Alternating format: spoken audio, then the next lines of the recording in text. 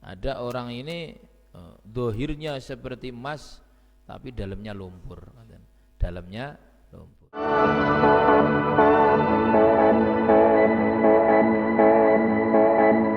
Bismillahirrahmanirrahim. Qala al-Imam Asy-Syaikh Muhammad bin Abdullah Al-Jurdani Ad-Dimyati rahimahullah ta'ala rahmatal abrar wa nafa'ana bihi wa bi'ulumihi fid dharain. At-taqwa ila anqal at-taqwa utawi taqwa ai tegese sababuha utai sababe taqwa alhamilu kang ngandung kang mengku alaiha ing atase taqwa wa huwa utai sababuha alhamil alaiha iku khaufullahi ta'ala wedi nyang Gusti Allah taala ha huna iku ing dalem engkene yakni ngersakaken sinten Kanjeng Nabi fil qalbi ing dalam ati alladzi kang huwa utawi alladzi iku fi sadri ing dalam ati. Jadi ketakwaan itu bukan di mulut, bukan di mata, bukan di anggota badan, enggak. Ketakwaan ini yang hakiki adalah dalam hati. Artinya apa? Kita juga apa niku tidak bisa serta-merta ngukumi orang itu jadi dari zahirnya. Walaupun ada sebagian orang ini zahire biasa-biasa saja tapi hatinya sebagaikan emas. Ada orang ini zahirnya seperti emas tapi dalamnya lumpur. Dalamnya lumpur.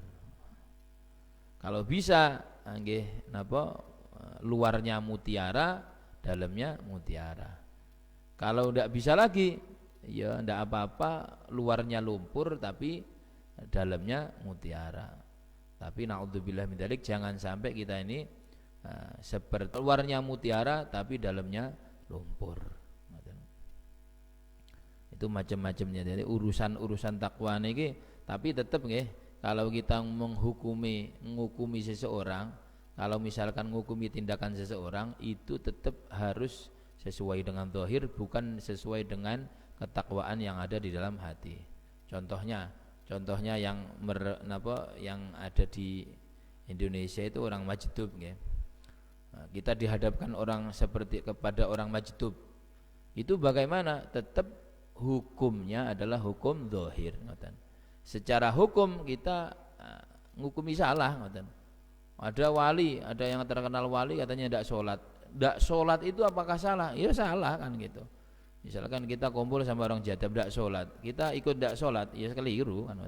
Kita tetap ikut, kita tetap sholat. Bagaimanapun orang yang tidak sholat, siapapun orangnya, walaupun yang terkenal wali, kalau tidak sholat itu tetap salah menurut hukum kan. Dan ini jadi tidak enak ya, kumpul sama orang wajib itu tidak enak, bahaya.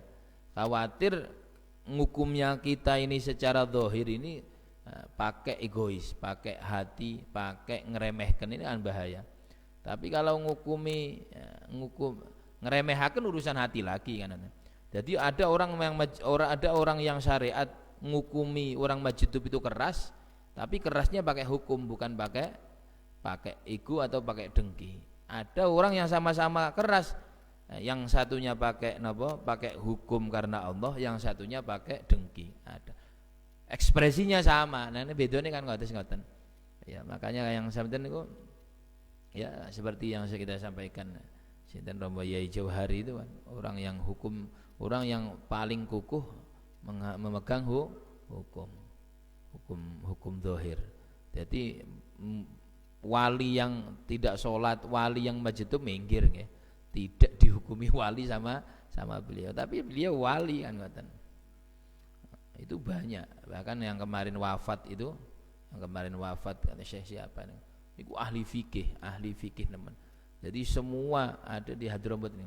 Niku beliau ada salah satu guru, kita ngomong padahal dia itu wakilnya wali kutub. Wakilnya wali kutub. Tiap hari kalau ada orang bertamu itu, kalau ndak fikih nahwu yang di sana. Jangan cara ngeriki, so apa pelajarannya saya gile. Kulo jurumiyah, jurumiyah pertanyaannya. Jadi hidangannya tanya jawabnya mboten napa jurumiyah. Nah, misalkan Safinah, ya Safinah. Ada niku beliau adalah satu guru ngomong pada dia di sekitarnya dihukumi sama orang ahli dzahir.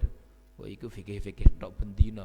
Mosok bendina no tamu ditakoni fikih. Padahal beliau adalah wakilnya wali kutub. Ada mak enten malih kok kula nanti menangi nanti sowan enten namine Habib Ali Al-Attas. Iku sepuh sampai ngeten. Sampai ngeten wong sepuh mun di atas 80 90 nih. Niku enten tamu santet orang santri, seneng enten santri. Niku takonane alfiyah fikih.